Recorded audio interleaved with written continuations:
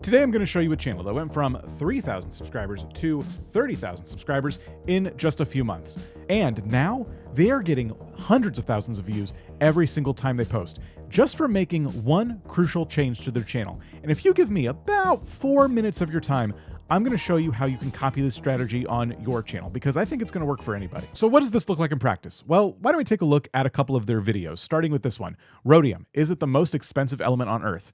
Right now that video is sitting at well over 400,000 views. Then there's this one, titanium. How weakening titanium makes it nearly indestructible. And that video is close to 400,000 views as well.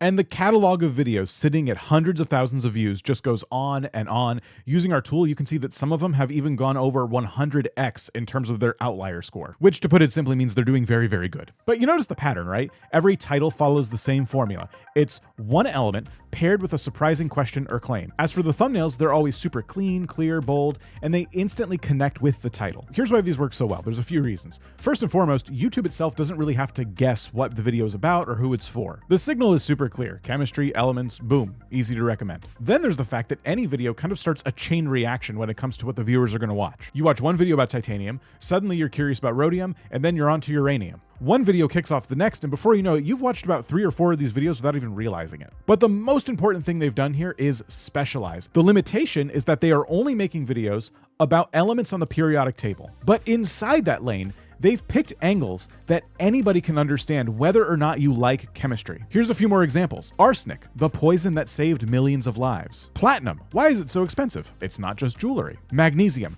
the element that can blind you. Do you see what's going on? It's the same niche, but it's really broad hooks. They're not just making chemistry class videos.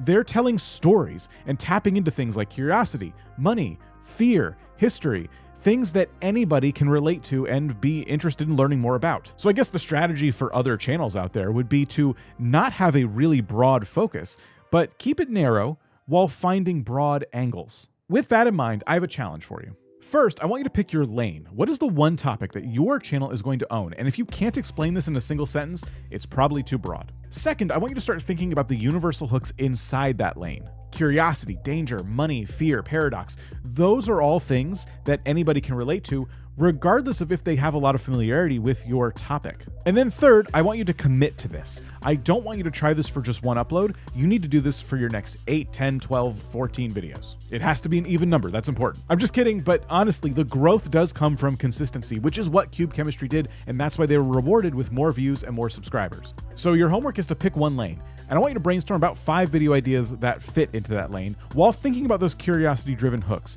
Drop your lane in the comments below, because we're going to be taking a look at these. Who knows? Maybe you're the next person we make a video about.